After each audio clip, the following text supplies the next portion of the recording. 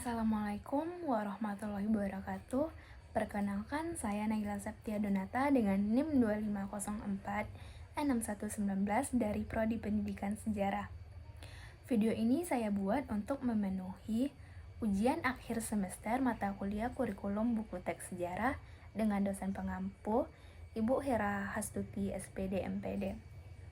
Pada kesempatan kali ini, saya akan membahas mengenai hasil karya saya berupa mini-book yang berjudul Tragedi Trisakti yang merupakan salah satu peristiwa bersejarah dalam perjalanan reformasi Indonesia. Adapun link mini-book ini yang saya cantumkan di deskripsi video ini.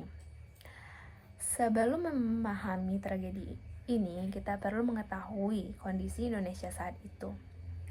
Pada tahun 1997, Asia dilanda krisis moneter besar-besaran. Indonesia sangat terdampak. Nilai rupiah turun drastis, harga kebutuhan pokok melonjak, banyak perusahaan bangkrut, dan pengangguran meningkat. Di sisi politik, pemerintahan Orde Baru di bawah Presiden Soeharto berjalan secara otoriter selama lebih dari 30 tahun. Media dikontrol, kritik dibungkam, dan praktik korupsi, kolusi, serta nepotisme atau KKN sudah mengakar sangat dalam. Rakyat tidak punya ruang untuk menyuarakan ketidakpuasan mereka. Situasi inilah membuat mahasiswa tampil ke depan sebagai suara rakyat. Mahasiswa bukan sekedar turun ke jalan, mereka membentuk jaringan koordinasi, menyebarkan informasi, dan menjadi jembatan antara masyarakat bawah dengan para pengambil keputusan. Mereka adalah agen perubahan sekaligus kekuatan moral bangsa. Puncaknya terjadi pada tanggal 12 Mei 1998. Ribuan mahasiswa Universitas Trisakti menggelar demonstrasi damai menuntut reformasi menyeluruh dan pengunduran diri Soeharto. Awalnya tertib, namun ketika mahasiswa mencoba bergerak menuju gedung DPR, aparat menghalangi. Komunikasi terputus, ketegangan semakin meningkat. Lalu, pada sore hari, aparat menembak peluru ke arah kerumunan tanpa memberikan aba-aba yang memadai.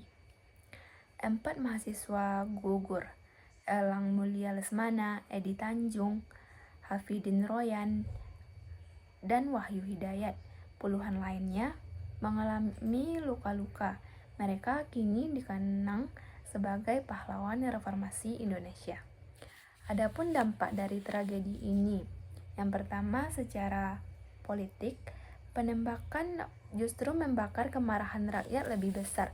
Soeharto akhirnya mengundurkan diri pada 21 Mei 1998, hanya 9 hari setelah tragedi tersebut. Ia mengakhiri 32 tahun kekuasaan Orde Baru. Era reformasi pun dimulai, kebebasan pers kembali, pemilu multipartai digelar, dan Undang-Undang Dasar 1945 diamandemenkan. Yang kedua, secara sosial, tragedi ini memicu kerusuhan Mei 1998 pada tanggal 13-15 yang menewaskan mahasiswa serta menghancurkan ratusan bangunan di berbagai kota besar. Yang ketiga, yaitu secara hukum. Kasus ini hingga sekarang belum tuntas. Tidak ada satupun perwira yang diadili secara adil. Ini mencerminkan masih kuatnya budaya impunitas dalam institusi keamanan negara. Lalu, apakah pelajaran yang dapat kita ambil? Demokrasi bukan hadiah, ia harus diperjuangkan. Kebebasan yang kita nikmati sekarang dibayar sangat mahal oleh para mahasiswa 1998. Kekuasaan tanpa pengawasan bisa berubah menjadi penindasan. Tugas setiap warga negara adalah mengawasi jalannya pemerintahan. karena kebebasan tidak dijaga perlahan bisa hilang tanpa kita sadari. Dan reformasi belum selesai. Oligarki, politik uang, dan kasus HAM yang masih belum terpecahkan. Tragedi Trisakti bukan sekedar catatan sejarah. Ia adalah pengingat bahwa suara rakyat sekecil apapun mampu mengubah jalannya sebuah negara. Seperti kata penutup buku ini, demokrasi bukan warisan, ia adalah perjuangan yang tidak pernah selesai. Semoga kita semua bisa menjaga dan meneruskan perjuangan itu. Terima kasih atas perhatiannya. Assalamualaikum warahmatullahi wabarakatuh.